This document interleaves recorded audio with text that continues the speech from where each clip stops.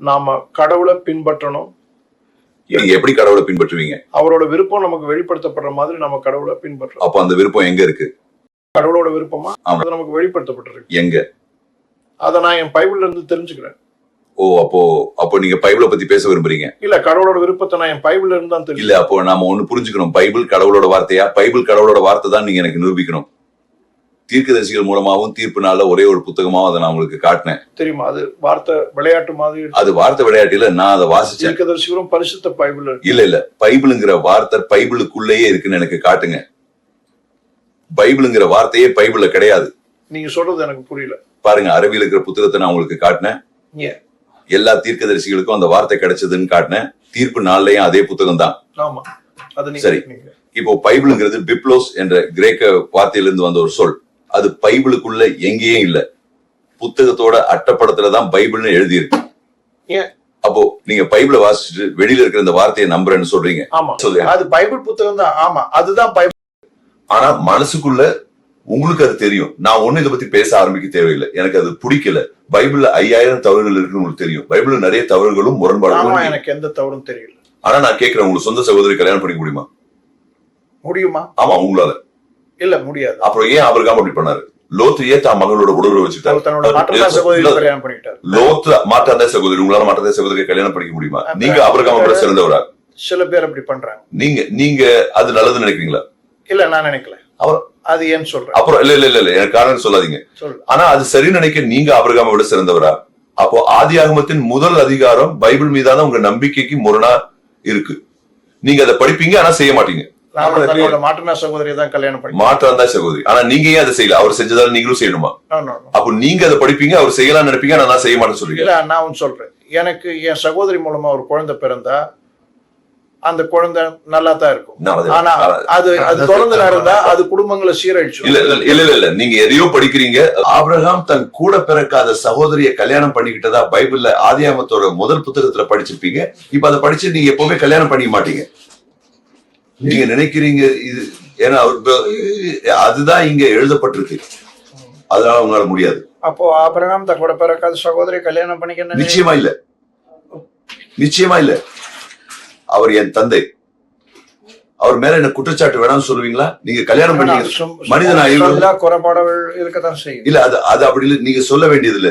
நமக்கு முன்மாதிரி தீர்க்கதரிசிகள் தான் முன்மாதிரி, அல்லது இயேசு தான் முன்மாதிரி.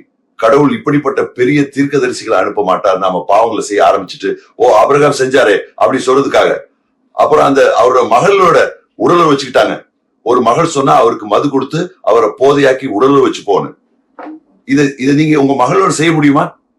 உங்க அன்பான மகள் ஒரு மகளோட நீங்க அதை எப்பவுமே செய்ய மாட்டீங்க. அதை பத்தி யோசிக்க முடியாது. ஆனா இப்ப நீங்க சொல்றீங்க அது பைபிள் இருக்கு, ஆனா நான் அதை நம்புறேன். என்ன நம்பிக்கை? நீங்க அதை செய்வீங்க நம்புறீங்களா?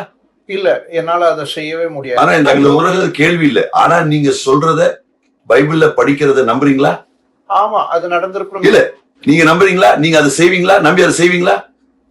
இல்ல, அது நல்லதுன்னு நான் நம்புறேன்னா இல்ல, மாட்டேன். இல்ல அப்படின்னா அது கடவுளோட வார்த்தை இல்லைன்னு அர்த்தம். ஏன்னா நீங்க ஏன் செய்ய மாட்டீங்க? ஏன்னா உங்களுக்கு ஏன் தெரியுமா? ஏன்னா குர்ஆன் அப்படி சொல்லுது, உங்க மகளை நீங்க கல்யாணம் பண்ணிக்க முடியாது. இப்போ நீங்க அதை நம்புறீங்க. ஏன்னா உங்களுக்குள்ள அந்த சக்தி வாய்ந்த கடவுள் சாரம் இருக்கு. நீங்க சொல்றீங்க இல்ல, அது சாத்தியமே இல்லை, நான் என் மகளை கல்யாணம் பண்ணிக்க மாட்டேன்.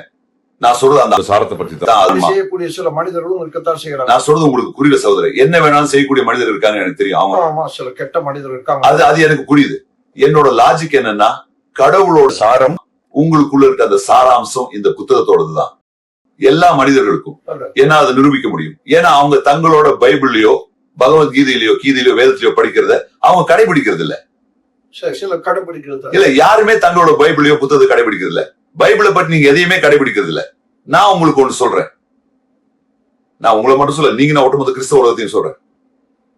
விபச்சாரம் செய்பவனையும் கல்லால் அடித்து கொள்ள வேண்டும். இல்ல கொஞ்சம் பொறுங்க. இப்போ நான் பைபிளை பற்றி பேசுறேன். இப்போ உங்களுக்கு பைபிளை காட்டுறேன். விபச்சாரம் செய்பவனையும் கல்லால் அடித்துக் கொள்ள வேண்டும் என்பது பழைய ஏற்பாட்டின் ஒரு பகுதி. ஆனா நீங்க ஒரு கிறிஸ்தவரா, நீங்க பழைய ஏற்பாட்டை நம்புறீங்க இல்லையா? இப்போ நான் தனிப்பட்ட முறையில பேசல. ஆனா பைபிளை ஒன்னா சேர்க்கும் போது நீங்க நம்புறீங்க. இல்ல கொஞ்சம் பொறுங்க. கண்டிப்பா முறையில பேசல. ஆனா பைபிளை ஒன்னா சேர்க்க நம்பிக்கை வேற. இல்ல கொஞ்சம் பொறுங்க. இப்போ அதுதான் பிரச்சனை. இந்த பைபிள் கடவுளோட வார்த்தை. நீங்க கோர்ட்ல சத்தியம் பண்ணும்போது இந்த பைபிளை தான் பயன்படுத்துறீங்க. இல்லன்னா எனக்கு தெரியல ரோமன் கத்தோலிக்கா, புரோட்டஸ்டன்டா, இல்ல திருத்தப்பட்ட பதிப்பான், இந்த பைபிள் சொல்றீங்க. இப்போ இதுல என்ன இருக்கு? நான் இதை நம்புறேன்னு சொன்ன உடனே நீங்க கடவுளை விட பெரிய ஆளு நினைச்சுக்கிறீங்களா? இல்ல, என்ன மன்னிச்சுங்க. இல்ல, நான் அப்படி நினைக்கல. நான் நம்புறது வேற. இல்ல, குரான் காரணமா நீங்க வேற மாதிரி நம்புறீங்கன்னு எனக்கு தெரியும். இல்லன்னா அதுக்கு என்ன ஆதாரம்? சரி, நான் என்ன நம்புறேன்னு விளக்க விடு. இல்ல, விபச்சாரம் செய்த ஒருத்தரை, விபச்சாரம் செய்தவரை கல்லால் அடித்துக் கொள்ளக்கூடாதுன்னு நீங்க சொன்னா, ஆனா பைபிள் சொல்லுது விபச்சாரம் செய்த ஒருத்தரை, விபச்சாரம் செய்தவரை கல்லால் அடித்துக் கொள்ள வேண்டும் என்று. இயேசுவும் அதே தான் சொன்னார், அவங்களை கொல்ல வேண்டாம். ஆனா அவர் வேறொரு வழியில் இல்ல இல்ல நான் அதை விளக்குறேன், எனக்கு அது தெரியும். அவங்க அவங்க அவங்க அவங்க அவங்க சொல்றாங்க, பைபிள் சொல்லுது அவங்க யூதர்கள் அந்த பெண்ணை விபச்சாரம் செய்த போதே கையும் களவுமாக பிடித்தார்கள். அப்படித்தான் அவங்க சொன்னாங்களா? கையும் களவுமா. அப்போ அந்த நபர் இந்த நபர் தான். இந்த நபர் பார்க்க முடியுதா? இவருக்கும் இதுல பங்கு இருக்கு. ஆனா பைபிள்ல இவரோட பேரை குறிப்பிடல. ஆனா அவங்க ஏன் அந்த ஆணை கல்லால எல்லாமே பெண்ணை மட்டும் தான். இல்ல இல்ல, நான் சொல்றது கேளுங்க. அவங்க இந்த ஆணை கையும் களவுமா பிடிச்சாங்க. இல்ல, அந்த பெண்ணை ஒரு ஆணோட பிடிச்சாங்க. ஆமா, அவங்க அந்த ஆண் மேல குற்றம் இல்ல, நான் அதுக்குதான் வரேன். ஏன்னா பைபிள்ல மோசேயின் சட்டம் என்ன சொல்லுதுன்னா, விபச்சாரம் செய்த ஆணும் பெண்ணும் 2 பேருமே கல்லால் அடித்து கொல்லப்படணும். ஆனா அவங்க பெண்ணை மட்டும்தான் பிடிச்சாங்க. அங்க இல்ல. ஆனா அவன் ஏன் அங்க இல்லன்னு நான் உங்களுக்கு சொல்றேன். இன்னைக்கு நான் உங்களுக்கு சொல்றேன், அந்த ஆண் அங்க இல்ல. ஏன்னா இயேசு சொன்னார், உங்களில் பாவம் செய்யாதவன் முதல் கல்லை எறியட்டும். அவங்க ஏற்கனவே அதை செஞ்சிருந்தாங்க, அவன் தான் கடைசியா இருந்தான். அந்த ஆண் அங்க இல்ல. அதனால அவங்க எல்லாரும் அப்ப எல்லாரும் அதை செஞ்சிருக்காங்க. உங்களுக்கு புரியுதா? அதுதான் உண்மை. எல்லாரும் பாவம் செஞ்சிருக்காங்க. இல்ல, இயேசு சொன்னார், யார் பாவம் செய்யாதவன் இல்ல, யார் யார் யார் ஒரு பாவமும் செய்யலையோ அவன். ஏன்னா அவங்க எல்லாருக்குமே அதே பெண்ணோட தொடர்பு இருந்தது. அவங்க சட்டத்துல மாட்டிக்கிட்டாங்க. அதனால இயேசுக்கு இதெல்லாம் தெரிஞ்சிருந்தது. அவங்க எல்லாரும் அதே பெண்ணோட இருந்திருப்பாங்கன்னு எனக்கு தோணல. அவங்க எல்லாரும் ஏதோ ஒரு தப்பு. அது இல்ல இல்ல, அது உங்களோட எண்ணம். இல்ல இல்ல, நான் சொல்றேன். இல்ல, கடவுளோட வார்த்தை சொல்லுது, பைபிளோட வார்த்தை இல்ல, கர்த்தராகிய இயேசுவோட வார்த்தை. இல்ல இல்ல, பாவம் செய்யாதவன் எவனோ. இப்போ ஒரு நிமிஷம் என்ன முடிக்கும், அதுதான் குறைபாடு. நான் ஒரு விளக்குறேன். ஏன் அந்த ஆணை விட்டுட்டாங்கன்னா, ஏன்னா அவங்க எல்லாரும் அந்த பொண்ணோட உடல் உறவு வச்சிருந்தாங்க. இல்ல, அது ஒரு ஒழுங்கு புள்ளி. ஏன்னா இல்ல, இது லாஜிக். இல்ல என்றா அந்த ஆணை பிடிச்சிருக்கணும். அவங்க விட்டுட்டாங்க. ஏன்னா நீ என்ன பிடிச்சா நான் உன் பேரை சொல்லுவேன், நீ என் பேரை சொன்னா நானும் உன் பேரை சொல்லுவேன் அப்படின்னு. அதனால அவங்க செய்ய நான் கொஞ்சம் வித்தியாசமா நினைக்கிறேன். இல்ல, நீங்க என்ன வேணாலும் நினைக்கலாம். ஆனா உண்மை என்னன்னா, ஏன் அந்த ஆண் குறிப்பிடப்படல, நான் உங்களுக்கு காரணம் சொல்றேன். மேலும் இது ஆண்கள் அந்த சூழ்நிலையை ஆதிக்கம் செலுத்தினாங்க. இல்ல, ஏன்னா அந்த செயலில் பிடிப்பட்ட ஆண் விரும்பல. நான் வேற ஏதோ நினைக்கிறேன். நான் நினைக்கிறேன் இயேசு அங்க இருந்தார். அப்புறம் அவங்க சொல்லுங்க, இயேசுக்கு எல்லாரையும் தெரியும். இந்த ஆளுங்க எல்லாரையும் அவங்க இந்த பெண்ணை கூட்டிட்டு வந்தாங்க, எப்படியும் அவரை கொல்லணும். அவருக்கு தெரியும் அவர் சாக போறாரு. அப்புறம் அவங்க சொன்னாங்க, இந்த பெண் பிடிப்பட்ட அதே செயலில் அப்புறம் அந்த ஆண் எங்க சேரும் சட்டம் அவளை கல்லறிய சொல்கிறது. ஆமா, எனக்கு தெரியும். நாங்கள் என்ன செய்ய வேண்டும் எனக்கு தெரியும். அதனால அவர் திரும்பி பார்த்தார், அழைத்து கொண்டிருந்தார். அப்புறம் அவர் தரையில் எழுதி திருதன். ஒருவேளை அந்த ஆண்களை நிறைய திருடுறான் அவர் சொல்றார், திருதன். சரி, அதனால அவர் திரும்பி பார்த்தார், போய் அப்புறம் குடிகாரன். அப்புறம் எல்லா ஆண்களையும் பார்த்து அவர் சொல்றார், உங்களில் யாருக்கு பாவம் இல்லையோ அவன் முதல் கல்லை எறியட்டும். அப்புறம் அவர் சொல்றார், ஒருவேளை சரி புரியுது. ஆனா அங்க விபச்சாரம் சம்பந்தப்பட்ட விஷயம் நடக்குது. இது அது பத்தின கேள்வி இல்ல, இது விபச்சாரம் பத்தின கேள்வி. இப்போ அதை செஞ்ச அந்த ஆளு, நான் சொன்னேன், நான் அப்படி சொல்றேன்னு வச்சுக்கோ, நீங்களும் அதை செஞ்சீங்க. நான் சொன்னேன், நான் உங்க பேர் எழுதுறேன், நீங்க இந்த பொண்ணோட மாட்டிக்கிட்டீங்க, உண்மையை சொல்லுங்க, இல்லைன்னா உங்களை கல்லால் அடிச்சே கொண்டுடுவாங்க. அவன் சொன்னான், அவனும் செஞ்சான், எல்லாரும் செஞ்சாங்க. அதனால அவன் சொன்னான் எல்லாரும். இப்போ இயேசு கைய முன்னாடி நீட்டி சொன்னாரு, இப்போ அதனால இல்ல, அவன் ஓடிட்டாங்க, எல்லாரும் ஓடிட்டாங்க. ஏன்னா எல்லாரும் அதை செஞ்சாங்க. அதனால பெண்கள் வீட்டுக்கு போங்க, ஏன்னா அவங்களும் அதே காரியத்தை செஞ்சுட்டு இருந்தாங்க. சொன்னார், வீட்டுக்கு போங்க. ஆமா, ஒருத்தரை கொல்ல எனக்கு என்ன உரிமை இருக்கு? ஏன்னா இப்போ இது நிரூபிக்குது.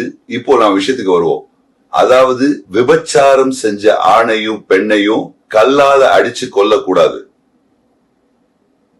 அதுதான் உங்களோட எண்ணம், அதுதான் குர்ஆனோட எண்ணமும் கூட.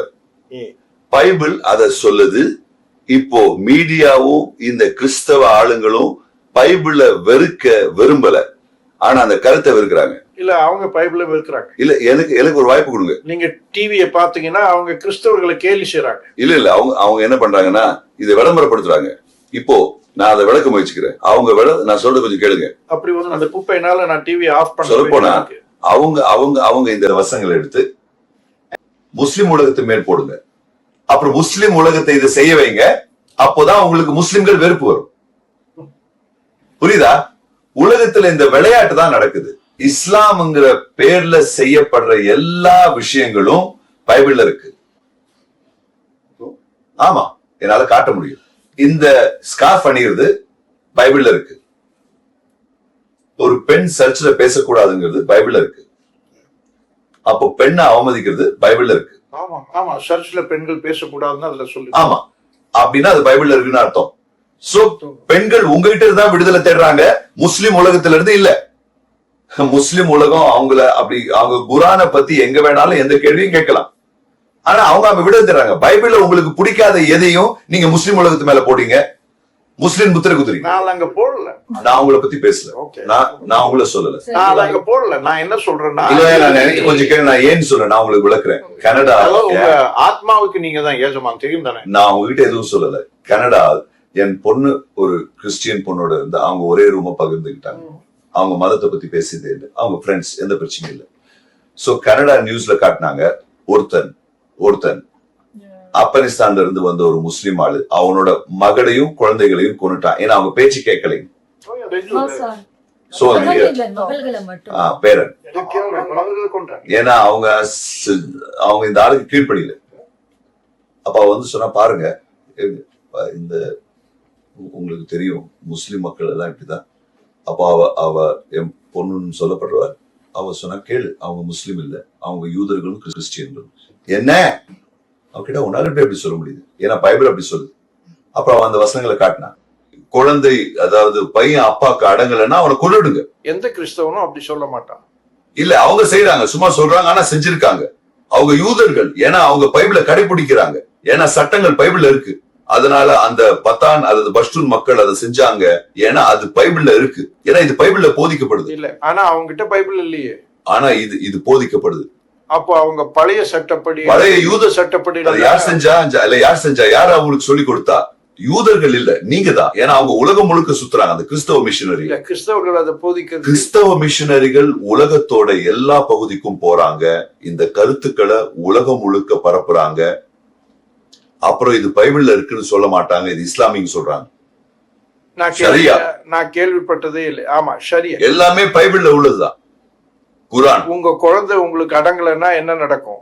என்ன ஆகும்? என்ன கர்த்தர் போய் அவனை கொல்ல சொல்றாரா? ஏன்னா நீங்க செய்யறீங்க. ஏன்னா நான் நம்புனா, ஒரு கிறிஸ்தவனா என் குழந்தை அடங்கலைன்னா கொல்லணும்னு நினைச்சா என் பொண்ணு பிறந்தப்பவே கொல்லப்பட்டிருப்பான். ஏன்னா நான் அழுகிய நிறுத்துன்னு சொல்றேன், அவன் நிறுத்த மாட்டான். நான் சாப்பிடுன்னு சொல்றேன், அவ துப்பிடுறான். அப்போ அதுக்கு அர்த்தம் நீங்க உங்க சொந்த பைபிளுக்கு எதிரா இருக்கீங்க. அதனால பைபிளை நம்புறேன்னு சொல்லாதீங்க. நீங்க பைபிளை நம்பல, பைபிள் இதெல்லாம் போதிக்குது, அவனை கொன்னுடுங்க. அங்க நான் உங்களுக்கு நிறைய விஷயங்களை காட்ட முடியும். அவனை கொல்லுங்க, இதை கொல்லுங்க, அதை கொல்லுங்க.